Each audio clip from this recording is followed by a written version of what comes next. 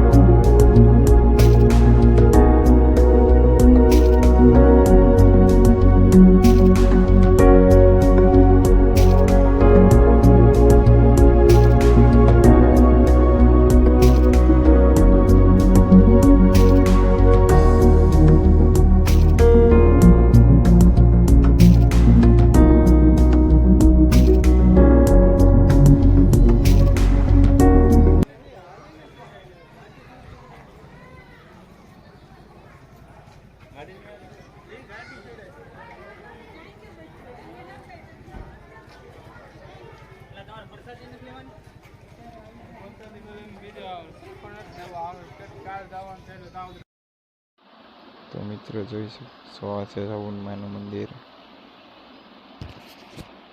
જય મા ચામુંડમાં, બહુ ભવ્ય મંદિર છે. અહીંયા પણ માતાજી છે. જય માતાજી. અને આ છે ખાંડિયા ત્રિશુલ.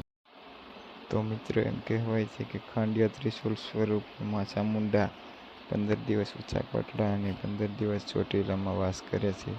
એટલે કે ખાંડિયા ત્રિશુલ 15 દિવસ ઉંચા કોટડા અને 15 દિવસ ચોટીલામાં હોય છે. તો મંદિરની બાજુમાં ચા પાણીની પણ બહુ સારી વ્યવસ્થા કરવામાં આવેલી છે, તમે જોઈ શકો છો મિત્રો. તો હવે આપણે જવાનું છે કાળિયા બીલના કોઠા જોવા. તો આ રસ્તો તમે જોવો છો તે જ કાળિયા બીલના કોઠા તરફ જઈ રહ્યો છે. મંદિરની એક્ઝેક્ટ સામે શ્રીફળ, ચુંદડી અને પ્રસાદીની દુકાનો છે. તમે જુઓ મિત્રો, હથિયારો પણ તલવાર અને લાકડી જેવા હથિયારો પણ મળે છે. સાથે સાથે માતાજીના ફોટા અને માટીના રમકડા પણ મળી રહે છે, તમે જોઈ શકો છો મિત્રો. તો ફાઇનલી કાળિયા બીલના કોઠા જોવા આપણે આવી ગયા છીએ. તો વ્લોગમાં મારી સાથે બન્યા રહેજો. હવે બતાવું તમને કાળિયા બીલના કોઠા. જુઓ મિત્રો, આ ઝાડની નીચે જ છે કાળિયા બીલના કોઠા. તો આ છે કાળિયા બીલના કોઠા.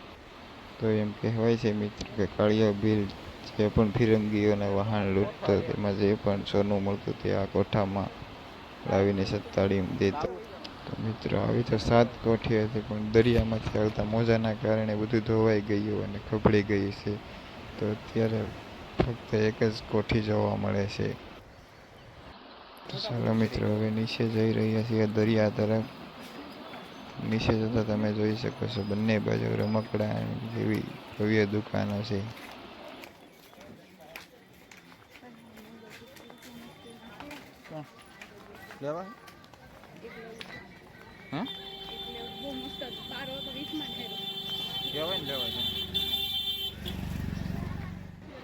તો દરિયા કિનારે આવી ગયા છીએ. તમે જોઈ શકો છો કેટલી દુકાનો છે નાસ્તાની, સોડા શરબતની. તમે જોઈ શકો છો ચામુંડમાનું મંદિર પણ દેખાય છે નીચેથી.